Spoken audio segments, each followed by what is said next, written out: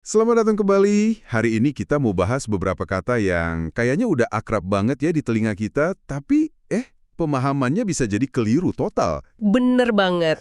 Coba, kalau saya sebut kata jahiliyah, apa yang langsung muncul di benak Anda? Mungkin gambaran padang pasir, masyarakat barbar gitu ya, nggak beradab, suka perang. Zaman kegelapan total pokoknya. Nah, itu dia. Pokoknya zaman kegelapan. Terus satu lagi kata ummi. Nah, ini juga.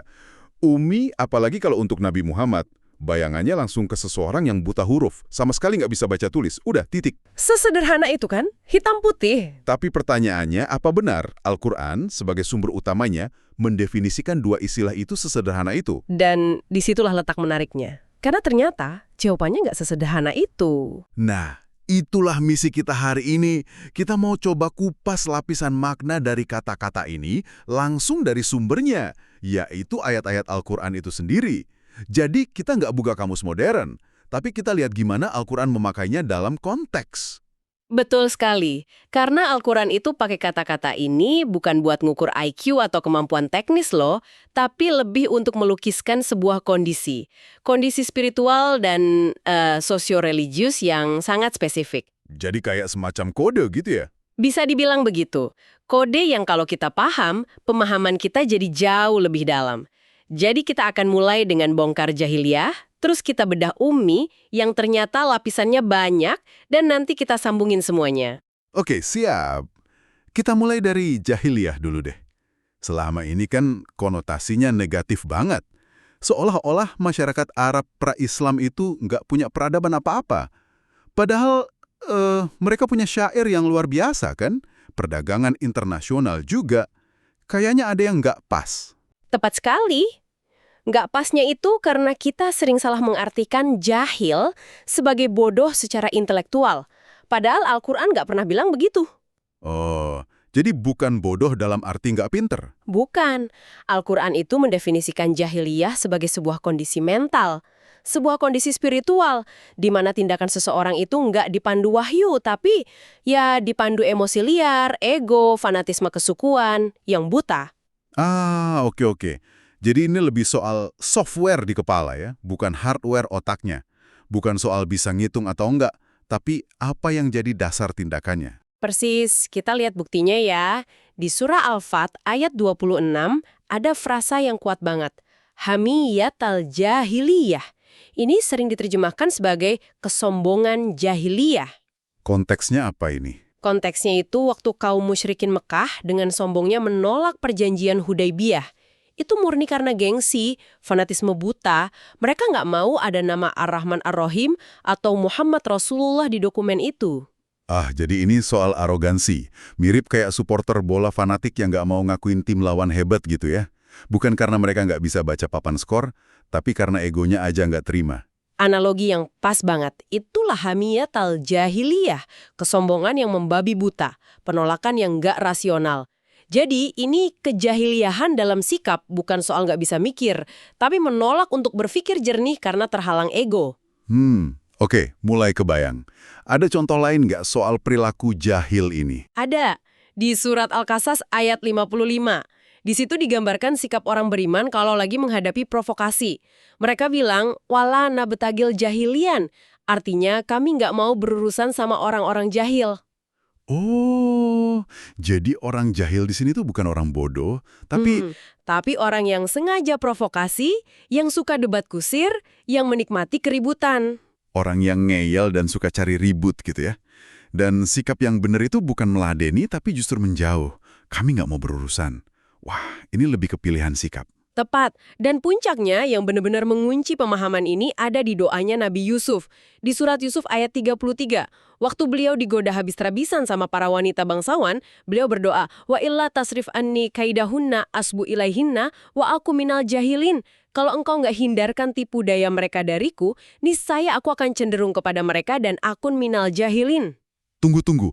Aku akan termasuk orang-orang yang jahil? Betul. Ini kan Nabi Yusuf. Yang kita tahu cerdas luar biasa, bijaksana. Kok beliau justru khawatir jadi jahil? Berarti jahil ini sama sekali bukan status intelektual dong. Sama sekali bukan, Anda nangkap esensinya. Kalau seorang nabi aja khawatir melakukan tindakan jahil, berarti jahil itu kata kerja, bukan kata sifat permanen. Sebuah tindakan. Sebuah tindakan yang dasarnya hawa nafsu, yang nggak dipandu kesadaran ilahi. Makanya Nabi Yusuf berdoa supaya dilindungi dari melakukan tindakan itu. Jadi, jahiliyah itu sebuah era di mana tindakan-tindakan semacam ini mendominasi masyarakat. Kenapa? Karena belum ada panduan wahyu. Wah, ini benar-benar membalikan pemahaman kita ya. Jahiliyah bukan zaman kebodohan, tapi zaman di mana orang bertindak atas dasar ego dan tradisi buta. Tapi ini yang justru bikin saya bingung. Apanya yang bikin bingung? Gini, kalau jahiliyah itu soal kondisi spiritual, kenapa Nabi Muhammad yang jelas-jelas antitesisnya, yang bawa petunjuk, malah sering digelari An-Nabiyul Ummiyu? Kata Ummiyu ini kan kesannya juga soal ketidaktahuan. Rasanya ada yang nggak nyambung. Nah, itu dia. Pertanyaan kunci yang membawa kita ke bagian kedua. Anda benar, rasanya nggak nyambung kalau kita pakai definisi ummi yang umum, yaitu buta huruf total. Disinilah kita harus melakukan pembongkaran kedua. Oke, saya siap. Apa lapisan pertamanya? Lapisan pertama dan yang paling fundamental, ummi itu adalah kondisi tidak mengetahui atau tidak punya akses ke kitab suci terdahulu. Oh, spesifik ya? Sangat spesifik. Fokusnya bukan kemampuan baca aksara Arab, tapi keterputusan dari tradisi literatur Taurat dan Injil. Gimana Al-Quran ngejelasin ini? Eksplisit banget. Di surah Al-Baqarah ayat 78 disebutkan, "Wa minhum ummiyuna la ya'lamunal kitaba illa amaniyah."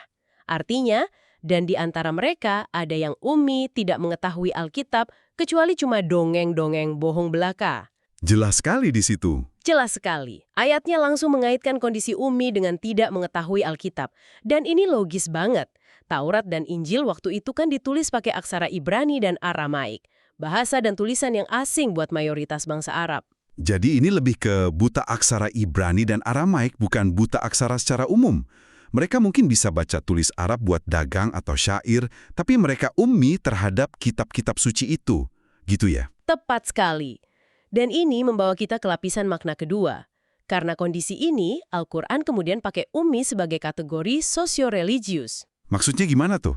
Al-Quran sering membagi masyarakat di sana jadi dua kelompok besar. Ahlul Kitab, yaitu kaum Yahudi dan Nasrani, yang sudah punya tradisi kitab suci. Dan kaum Ummiyin, yaitu bangsa Arab yang belum nerima kitab suci. Ah, jadi ini semacam label demografi di KTP zaman itu ya? Bukan label hinaan, tapi deskripsi faktual aja. Golongan yang sudah punya kitab dan golongan yang belum. Persis, deskripsi demografis bukan hierarki nilai. Coba lihat surah Ali Imran ayat 20. Wa qul lil ladzina utul kitaba wal ummiyina aslamtum. Artinya, dan katakanlah kepada orang-orang yang telah diberi Alkitab dan kepada orang-orang yang ummi, apakah kamu mau masuk Islam? Al-Quran sendiri yang membedakan. Al-Quran sendiri yang membuat kategori ini. Jadi jelas, ini bukan ejekan. Oke, sampai sini saya paham. Bangsa Arab disebut ummi karena mereka nggak punya akses ke kitab suci sebelumnya. Tapi gimana ini nyambungnya ke status kenabian Nabi Muhammad? Nah, ini lapisan ketiga. Dan ini bagian yang paling menakjubkan menurut saya. Status ummi Nabi Muhammad itu justru jadi argumen terkuat. Sebuah mujizat intelektual yang membuktikan keaslian Al-Quran. Loh, kok bisa? Justru karena beliau tidak terdidik dalam tradisi literatur Taurat dan Injil, itu jadi bukti absolut bahwa wahyu yang beliau terima itu murni. Wow, jadi status ummi ini bukan kelemahan, malah jadi semacam segel autentikasi, kayak stiker hologram di produk asli gitu ya? Analogi yang sempurna. Stiker hologram untuk membuktikan ini bukan produk jiplakan. Al-Quran sendiri yang bilang di surah Al-Ankabut, ayat 48. Wa ma kunta tatlu min qablihi min kitabim wa la takhuttuhu biyaminik idzan lartabal mubtilun. Apa artinya itu? Artinya, dan engkau Muhammad tidak pernah membaca suatu kitab pun sebelumnya dan engkau tidak pernah menuliskannya dengan tangan kananmu. Sekiranya engkau pernah melakukannya, niscaya ragulah orang-orang yang mengingkarinya. Wah, ini seperti mengunci perdebatan ya? Tepat. Coba bayangkan, kalau Nabi Muhammad itu seorang sarjana ahli kitab Taurat dan Injil, tuduhan paling gampang dari penentangnya apa? Oh, Al-Quran ini kan cuma rangkuman atau saduran dari kitab-kitab lama. Benar juga. Pasti dibilang ini cuma karya kompilasi, tapi karena beliau ummi terhadap kitab-kitab itu, tuduhan itu langsung mental, nggak punya dasar. Betul. Kondisi ummi beliau itu menutup semua celah keraguan. Itu penegasan tertinggi akan kemurnian wahyu. Dan ini membawa kita ke lapisan makna terakhir. Masih ada lagi. Lapisan keempat.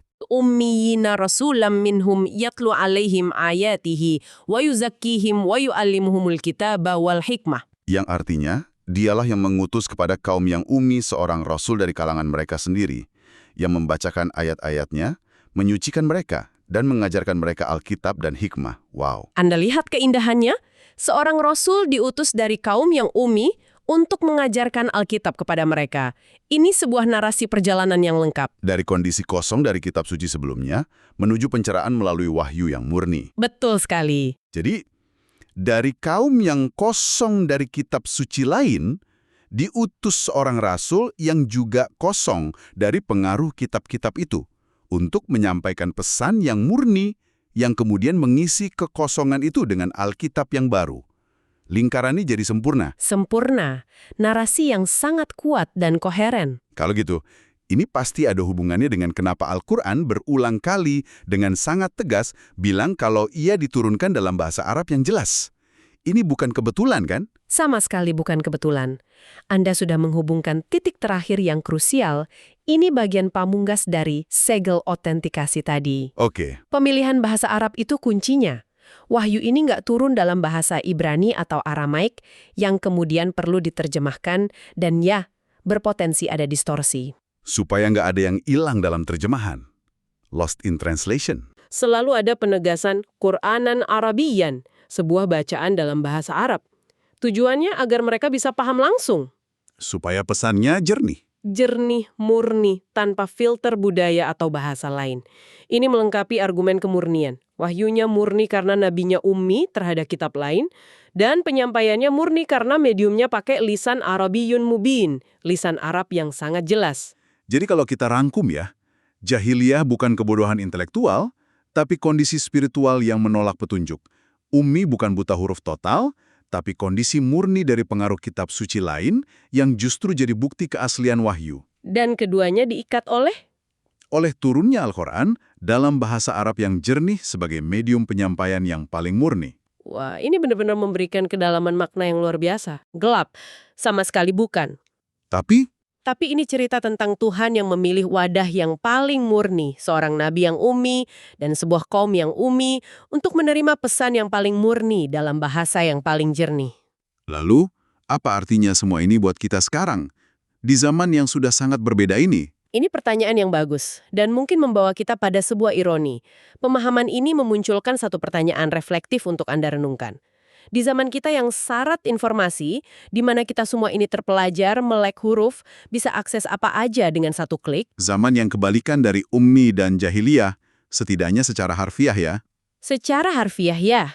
Tapi pertanyaannya, mungkinkah kita justru mengalami sebuah keummian jenis baru? Maksudnya? Tak ada hentinya.